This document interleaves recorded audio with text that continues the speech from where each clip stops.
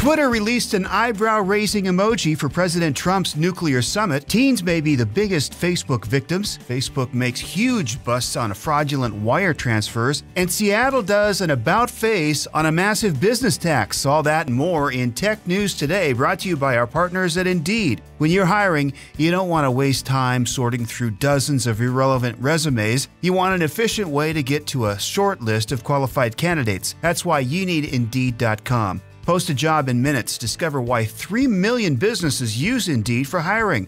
Post a job today at Indeed.com/hire. Search for greatness. Search Indeed. President Trump's historic meeting with North Korean leader Kim Jong-un took place last night. As we know, the president's favorite mode of communication is Twitter, and the social media site unveiled an emoji for the occasion, but it's raising eyebrows because many think it's making light of a very serious meeting about nuclear war. If you haven't seen it yet, it's a high five between a hand representing the president and a hand representing Kim Jong-un.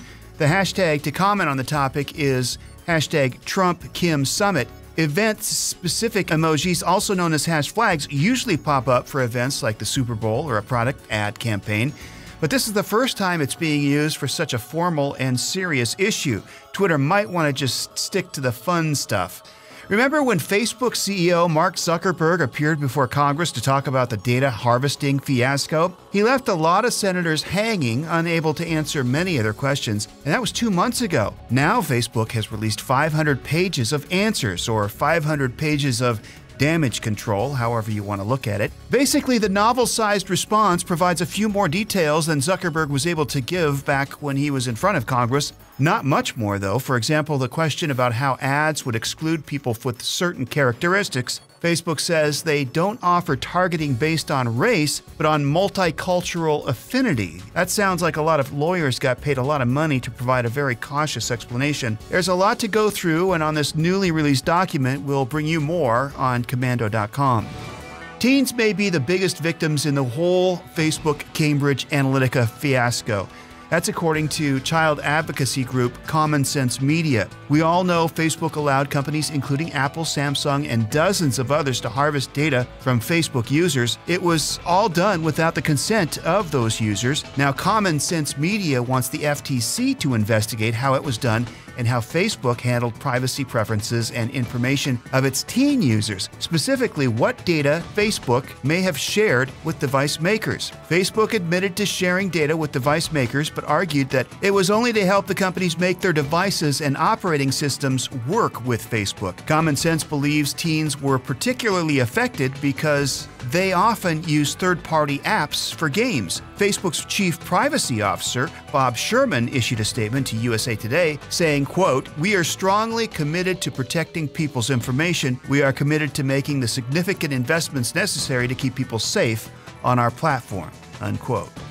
The FBI is cracking down on fraudulent wire transfers after a 6-month investigation. Agents have arrested 74 people and recovered almost $14 million. The U.S. Justice Department said those arrests were part of a business email scheme to steal money from businesses and individuals.